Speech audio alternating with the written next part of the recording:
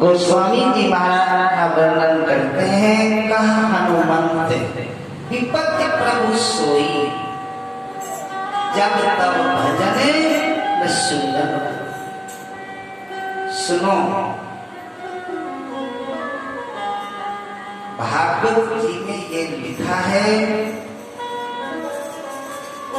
भगवान के चिंतन के बिना,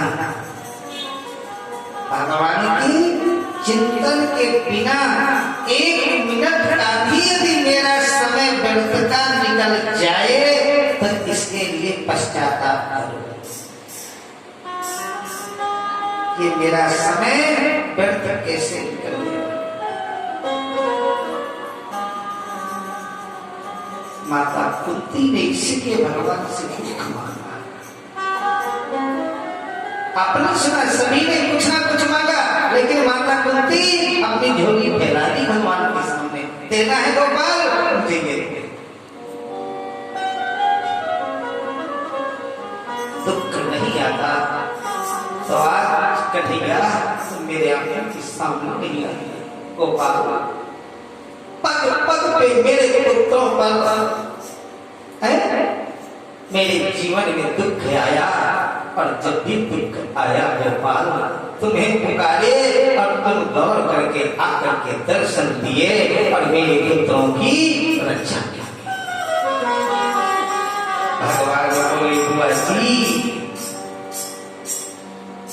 ना, मैं तुम्हें दुख नहीं दे सकता। बहुत दुख तुमने भोगा है। कुंती मां बोली, गोपाल दुख नहीं दे सकते, कष्ट नहीं दे सकते हो, तो एक काम तो कर सकते हो ना। क्या क्या एक काम तो आप कर सकते हो ना, बोलो। इसमें डोरी को तोड़ दो।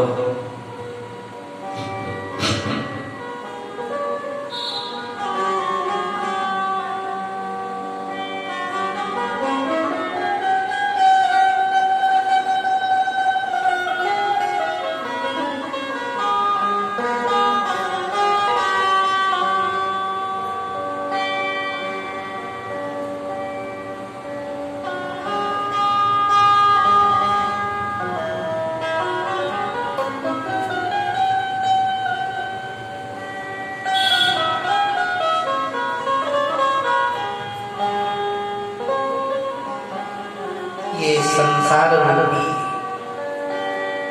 स्नेह की डोरी जो है मेरा अपना, इस डोरी को तोड़ दो। देखिए, सुनो, सोचो एक बात, कभी भी हम माला लेकर के जब भजन के लिए बैठते हैं, कि कभी भी घर में अपने परिवार, संपत्ति, घोड़ा, गाड़ी, बंगला, इसका माला नहीं फेरते। जब फेरते हैं कभी नहीं घूमा, अब फिर भी हमें याद नहीं रहती है, वो कभी नहीं भूलता।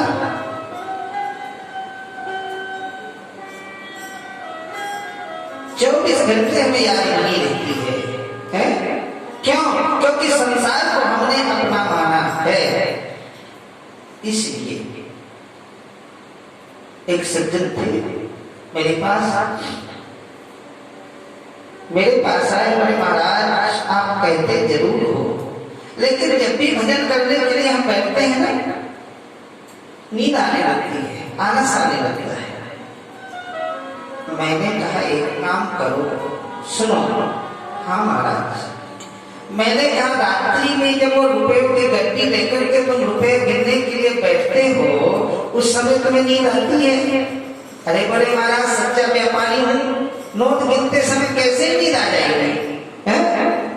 मैंने कहा रुपयों को तुमने अपना माना है और भगवान को तुमने अपना माना ही नहीं।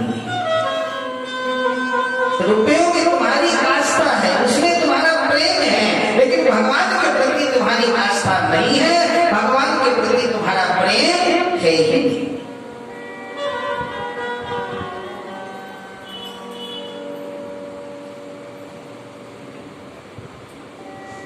उसकी याद हर समय बनी रहती है। माता कुंती परमात्मा के प्रति इतना अपनापन का भाव है, मेरा कन्हैया है, मेरा कृष्ण है, मेरा गोपाल है। रात्रि में युधिष्ठिर जी रो रहे थे, बड़ा रोदन किए। कन्हैया ने रात्रि भर युधिष्ठिर जी को बहुत समझाया, लेकिन समझ में नहीं आया। पूरी रात उपदेश दिए, फिर भी युधिष्ठिर जी महाराज के समझ में नहीं आया। क्योंकि बताने वाले के प्रति जब तक सुनने वाले का जब तक आदर का भाव नहीं होगा, तब तक उसको बताई हुई बातें गौर से वो नहीं समझ सकता। ये ध्यान रखना। दुर्योधन की समझ में आ गई पूरी बात, लेकिन युधिष्ठिर जी के समझ में एक भी बात नहीं आई जो उपदेश उन्होंने दिया। ऐसा क्यों? क्योंकि अर्जुन के मन में शिष्य का भाव था, शिष्य और गुरु का भाव। कृष्ण को गुरु मानते हैं अपना। युधिष्ठिर जी की दृष्टि में कृष्ण एक साधारण सा बालक है, एक छोटा सा बच्चा है। इसलिए अर्जुन के समझ में तो बात आ गई, लेकिन महात्मा युधिष्ठिर के समझ में बात नहीं आई है। कहने का मतलब मेरा यहाँ ये है कि बताने वाले के प्रति जब तक आदर का भाव नहीं होगा, कि प्रयास करो। भगवान ने सोचा यदि भीष्म पितामह के हृदय में प्रवेश कर जाऊं, उनके मुख से इनको उपदेश कराऊं, तो इनकी समझ में जल्दी आ जाएगा। मेरे गोविंद समस्त पांडवों को द्रौपदी को साथ लेकर के भीष्म पितामह के पास में गए। रोम रोम में जिनके मांग छिड़े हुए हैं, सारा शरीर सैकड़ों मांगों से विच्छेदन है, एक एक बूंद करके जिनके शरीर का सारा रक्त निकल चुका है। जब भीष्म पितामह के पांडवों के माध्यम से गोविंद को आते देखे तो उनकी आंखों में आंसू झल पड़े। मन ही मन गोविंद को प्रणाम किए, हाथ जोड़ करके, लेकिन आंखों से अश्रुधारा बह रही है। और बोले गोविंद मेरी मृत्यु को संभालने के लिए आप आ गए, मैं बड़ा भाग्यवान हूँ, मैं बड़ा पुण्यात्मा हूँ। कृष्ण ने पितामह को प्रणाम किया। पितामह प्रणाम करता हूँ, आपके पौत्र पांडव हैं, वो भी राजा बन गए हैं, भारत के सम्राट बन गए हैं, आपके पास आए हैं, प्रणाम करते हैं। द्रौपदी भी आई, इन्हें उपदेश करिए, आपके जीवन का लंबा अनुभव का माध्यम बताएं, मार्ग प्रशस्त करो। भीष्म पितामह ने कहा सब कुछ जानते हो, दूसरों को आदर देने कोई तुमसे सीखे लाला, क्या उपदेश करूं? तुम आदेश करते हो और समझूंगा। आंखों को खोल करके पांडवों को देखे और बोले कि दान धर्मान, राज्य धर्मान, मोक्ष धर्मान, विभाग दान धर्मान, राज्य धर्मान, मोक्ष धर्मान, विभाग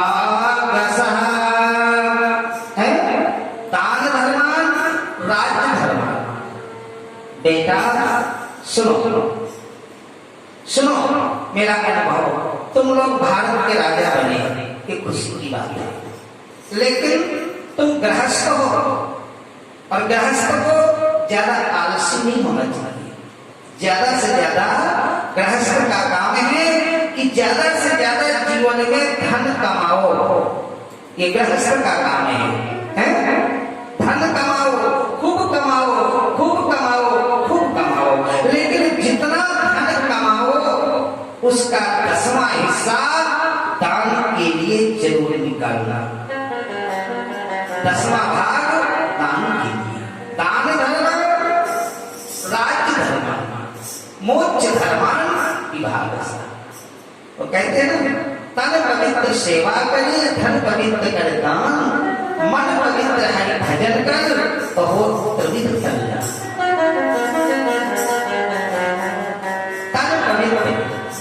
तन पवित्र सेवा करने से, सेवा तन पवित्र होता है। धन होता है दान करने से, मन पवित्र होता है भगवान का कीर्तन करने से, भजन करने से। कई जगह जाते हैं हम लोग। एक जगह सज्जन, एक मैया कथा में आई, पोते को लेके आई, बोले महाराज मेरा पोता है। मैंने कहा बहुत सुंदर है, बहुत अच्छा है। बोले नहीं महाराज इसको आशीर्वाद दो। मैंने दे दिए। बोले नहीं महाराज इसको अच्छे से आशीर्वाद दो। मैंने दे दिए। बोले नहीं गुरु जी इसको अच्छे से दो। मैंने कहा माँ आपके पोता की विशेषता क्या है, क्या विशेषता है? बोले महाराज पोता हो गया 35 वर्ष का। कितने? 35। लेकिन इसकी बुद्धि है जैसे 6 महीने का बच्चा। 6 महीने का बालक। इसका मतलब क्या है कि जीवन में तुमने जो सार संग्रह किया है उसको कोई अच्छे कामों में नहीं लगाया है। इसलिए संत कहते हैं कि 10वां हिस्सा दान के लिए। हाँ,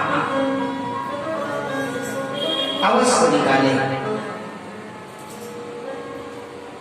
सत्कर्म में लगाए। धन हमारा तभी पवित्र होगा जब आप कोई सत्संग में, कोई मंदिर में, कोई गरीब कन्या की विवाह है, कोई गरीब को भूखे को भोजन कराना है। सुखदेव भगवान कहते पांडुरंशी राजर्षि परीक्षित, जहां दान की जरूरत है दान करो। धन यदि हमारे पास है, शिक्षा का जहां अभाव है वहां शिक्षा की व्यवस्था कराएं धन के सहयोग से। जहां नितांत विपन्नता है, भूखे मर रहे हैं, और धन के माध्यम से सहयोग करें। हमारी सनातनी हिंदू संस्कृति के लिए कोई मंदिर है उसका निर्माण करो, कोई गौशाला की सेवा करो, गौ माता की सेवा में लगाओ। जितना हो सके ज्यादा से ज्यादा दान करें, इससे धन की शुद्धि होती है। भोजन करने से जैसे मन शुद्ध होता है। इसलिए दूसरी बात, तुम राजा हो, राजा के लिए पहला कर्म है प्राणों की बलि लगा करके प्रजा के शुभ चिंतन बने। ये राजा का कर्म होता है। राजा को कभी पाप नहीं करना चाहिए, पाप होते हुए आंखों से नहीं देखना चाहिए। मेरी आंखों के सामने यदि पाप हो रहा है, उसमें शक्ति है तो डट करके मुकाबला करें। हिम्मत नहीं है तो आंख बंद करके वहां से निकल जाओ। देखो भी मत, वहां से निकल जाओ।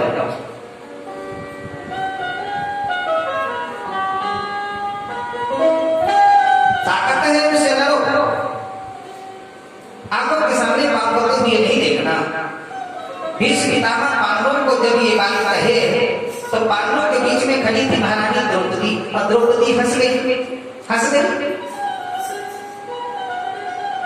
जैसे हंस गई, भीष्म कहने लगे बेटी तुम हंसी क्यों? मैं व्याख्यान कर रहा हूं, उपदेश दे रहा हूं, अब तुम बीच में हंस गई। भीष्म के सामने हंसना कोई मजाक का हंसी नहीं है, कोई आसान नहीं है कि भीष्म के सामने कोई हंस जाए।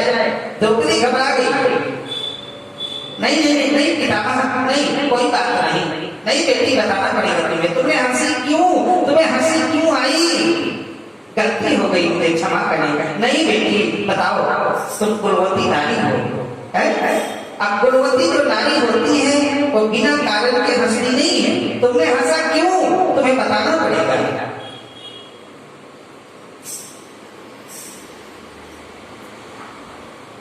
और हंसी है, इस हंसी के पीछे कुछ कारण जरूर है, इसलिए बेटी तुम बताओ क्यों हंसी?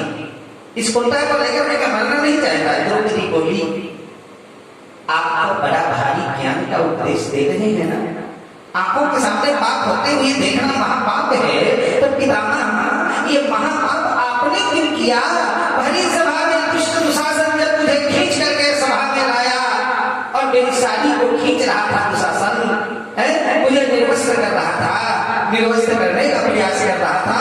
मुझे याद है उस सभा में सबसे आगे आप बैठे थे, उस सभा में सबसे आगे आप बैठे थे।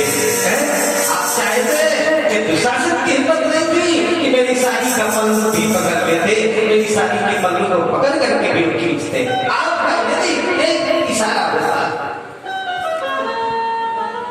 दूसरा प्रश्न, आपने कहा हंसी रजस्वला नारी को सभा में खींच करके लाना कहाँ का धर्म है, लेकिन मेरी बात सुन करके सिर नीचे करी। पितामह, आप जरा सा इशारा कर देते ना, हिम्मत नहीं थी दुशासन की इशारे को स्पर्श कर लेता। आप सबकी आंखों के सामने और ये सब कुछ होता रहा। और तो मेरे गोविंद ने कृपा की, द्वारकाधीश ने, उन्होंने मेरी लाज बचाई, अपनी बहन की इज्जत की रक्षा की। लेकिन आप जैसे धुरंधर विद्वान, वीर पराक्रमी संत सब देखता आज कहते हैं आंखों के सामने बाप को तो नहीं देखना महापाप है, और ये महापाप आपने क्यों किया है? इस बात को सुन करके भीष्म पितामह हिचकियों से रो पड़ा। सूत जी महाराज कहते हैं जो महापुरुष जीवन में कभी रोया नहीं है, आज हिचकियों भर करके वो रो पड़ा। तो पुरी से बोले बेटी तुम सत्य देखती हो, मैं वही अभागा भीष्म हूँ जिसके आंखों के सामने तुम्हें निर्वस्त्र किया जा रहा था। बेटी क्या तुम जानती हो आज 54 दिन हो गए पांडवों की सैया में पड़े, 54वां दिन चल रहा है। अर्जुन ने मेरे शरीर के इतने बाण लगाए हैं, 2000 वृक्षों के काटने का दर्द, मारने का दर्द होता है, वो दर्द आज इन बाणों से हो रहा है, इन बाणों से हो रहा है। मुझे कोई मार नहीं सकता, मुझे इंद्र नहीं मार सकता। मेरी मृत्यु इच्छा मृत्यु थी, यदि मैं नहीं चाहूं मर नहीं सकता। बेचारा इंद्र मुझे क्या मार सकता है, अर्जुन मुझे क्या मार सकता है। इनकी 54 दिन बाणों की सैया में पड़ा हूं, एक एक बूंद शरीर का निकल चुका है। बेटी मैं इस पूरे कष्ट को सह रहा हूं, मुझे मेरे पूर्वजों की बात याद है। प्रश्न है मैंने कभी पाप नहीं किया, 124 जन्मों की बात मुझे याद है। भीष्म कह रहा है 124 जन्म मैंने कोई पाप नहीं किया। आज बाणों की सैया तो मैं पड़ा हूं। कृष्ण ने मुझसे कहा द्रौपदी, कृष्ण ने मुझसे कहा तुमने कोई पाप नहीं किया, इसलिए तुम्हें दर्शन देने के लिए आ गया, पर तुमने पाप होते हुए आंखों से देखा, इसलिए तुम्हें बाणों की सैया मिली। तुम चाहते तो पाप को रोक सकते थे, तुम चाहते उसे रोकने की शक्ति थी। उसी पाप का मैं प्रायश्चित कर रहा हूं। और असली बात तो ये है, दुष्ट दुर्योधन का दूषित तुमने अन्न खाया है, तुम्हारी बुद्धि बिगड़ गई थी। मुझे क्षमा कर दो। पांडवों को सुंदर उपदेश दिए। द्रौपदी ने चरण पकड़ लिए, बाबा अब आपके मन को कष्ट देने का मेरा मन बिल्कुल नहीं है। भीष्म चारों तरफ से मन हटाया, कठरी लगा करके कृष्ण को देखे, बड़ी